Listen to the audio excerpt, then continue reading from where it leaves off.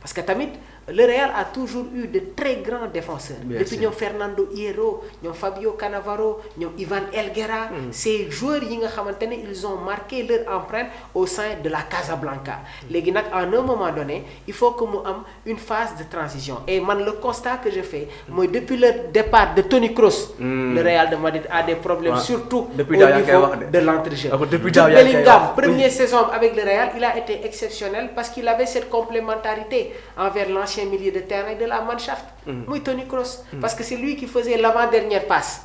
Bellingham moom day ñëw rek am loo xamante ne daf koy eggali. léegi nag le changement de coach gis nga entraîneur bu amul autorité.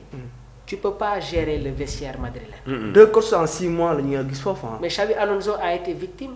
parce que Xabi Alonso li mu njëkkoon a bëgg mooy dafa bëggoon garder Luka Modric. mais c'est la direction madrilène qui avait désisté ci boobu la proposition bàyyi Modric mu dem fële nga xamante ne moom mooy ca Milan AC. Arbeloa nag mi ngi soog a ñëw xamaguñu exactement lan mooy. mais je pense qu'il faudra être très dur. am autorité parce que nag quand on te retrouve avec des joueurs comme Mbappé. Vinicius Junior. Jude Bellingham si tu n'as pas d'autorité dafay xaw a nekk problème daaw tamit neewoon naa ce qui fait la particularité de Pep Guardiola ak Luis Enrique ñoom seen équipe amul star ñoom ñooy star équipe yooyu noonu. xoolal bi Luis Enrique doon quand il y avait les problèmes avant le départ de Kylian. mais yëkkati woon na ay kàddu. à la fin il voulait même se débarrasser entre guillemets de Kylian. par la suite nag dafa am lenn loo xamante ne formé na ko et je pense que c'est ce qui a permis à cette équipe parisienne de remporter li nga xamante ne moom mooy seen Ligue des Champions.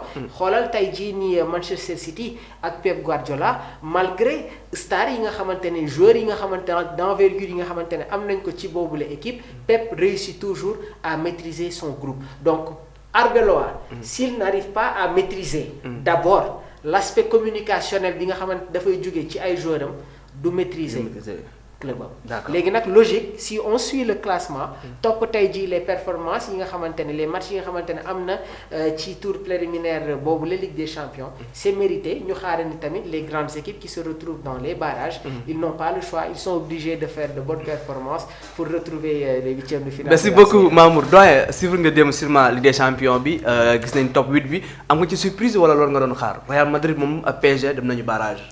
waaw Real Madrid dem nañu barrage am na tuuti surprise parce que PSG ak Real Madrid waroon nañu mën a bokk ci 8 bi.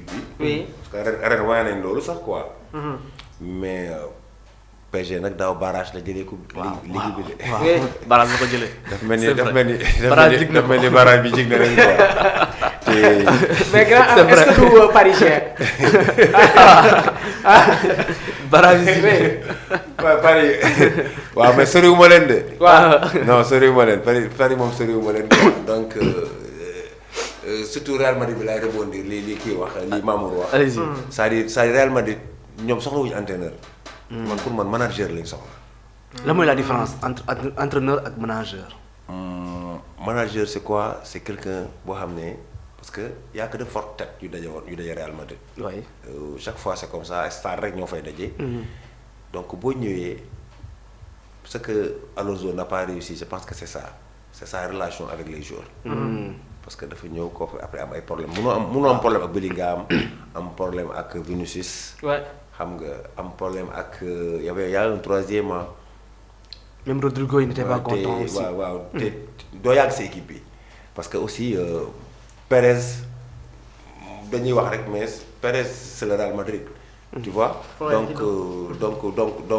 man pour man soo yoree Real Madrid da ngay mën a manager. joueurs yi nekk sa xarit. mooy comme ni Pape Thiaw ñëwee équipe nationale jël cadre yëpp nekk xaritam. xam nga Gana Gueye lépp lu muy def da si waxtaan ak Gana. di sa Sadio sa Kalidou Koulibaly ak Edu. donc man pour man Alonso loolu la kii quoi fil boobu la perte. gérer les égos. waaw parce que man Alonso c'est quelqu'un que j'estime beaucoup que j'aime bien mais même limogeage bi sax. dama ko doon tooñ booy faral ma Real Madrid ma la mais entraîneur boo nga fi bàyyi ba si kanam quoi. xam nga ma wax mais il n'a pas réussi ça. sa relation avec les joueurs et c'est très important parce que boo ñëwee fekk fa gars yi ay nekk star yu mag a mag il faut que yow nga naxante ak ñoom. xam nga lu ma la wax parce que Alonso mu woon ci yoonu ñoom Guardiola ak Mourinho. mais Real Madrid freiné na ko quoi. tu vois te loolu tamit c'est dû à lui parce que boo ñëwee du woon Mbappé rek nga war def xarit. Mbappé moo rek moo doon gaañal ci équipe bi. waaw tu vois donc parce qu'il voulait que tout le monde joue autour de Mbappé. Mais ça n'a pas marché. Ça n'a pas marché. Temps bi pratiquement jeex na tàkk waxtaan bi amoon na solo aussi mais doyen am ça fait un réel plaisir quand même bokk yow ci plateau. non fii moom du yàgg dama fi ñëwaat. incha allah parce que yéen waxtaan ak yéen neex na. bon jëlee naa fi ay xam-xam yu bëri parce que Mamour. xam nga il fait des analyses très pertinentes. maa ngi ko koy wax léegi nii rek am nañ xam nga Sénégal les gars yi tamit soxoruñu soo defee lu baax rek gars yi dañ koy wax. parce que am nga ay collègues yoo xam ne depuis Maroc ñaan ma amee Mamour tu la connais ma ne way ñu mais vraiment il fait des analyses pertinentes te ñooñu ay journalistes say nawle journaliste lañ. moon nañ bañ a waxee noonu. donc vraiment Abdourahmane man daal li ma di souhaiter mooy une bonne continuation. merci beaucoup li ma leen fekkee le cadre est bon et tout accueillant et tout. vraiment que ça aille de l'avant. Merci beaucoup. Merci beaucoup, doyen. Mamour, l'incontournable. Merci beaucoup. L'incontournable, oui. Abdourahmane, maa ngi lay jaajëfal. yaa ngi lay waxtaanee ba Maroc de. Merci beaucoup. Merci beaucoup, Abdourahmane. Donc, maa ngi lay jaajëfal bu baax. Yow tamit, tu as ton programme. Mais voilà, quand tu es ici, débat bi dafay jël beneen tournure. Aujourd'hui, vraiment, on a eu l'honneur d'accueillir sur ce plateau le grand Am. Donc moom itamit di sport moom la ñu xamante bokk nañu foofu plateau et lii yàkkamti woon naa ko trop. mais bon dès la semaine prochaine. dañ koy retrouver waat fii ci Spotlight loolu moom dama koy wax léegi mbokk internet yi. voilà donc ñu ngi koy jaajëfal sur la clarté et la pertinence des analyses sànq am na ay kàddu yi nga xamante ne moom laa tijjee. donc quand il s'agit de faire des analyses sur l'aspect tactique.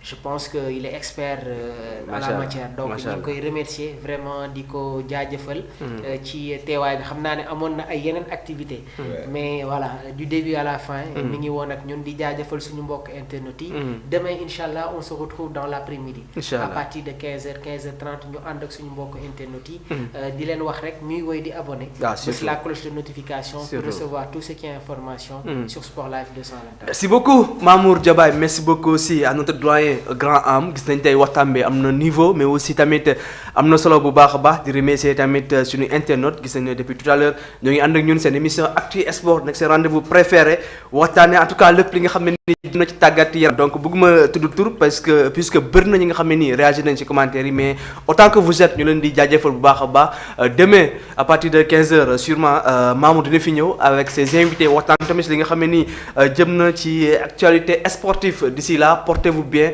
et passez une excellente soirée jërë ngeen jëf.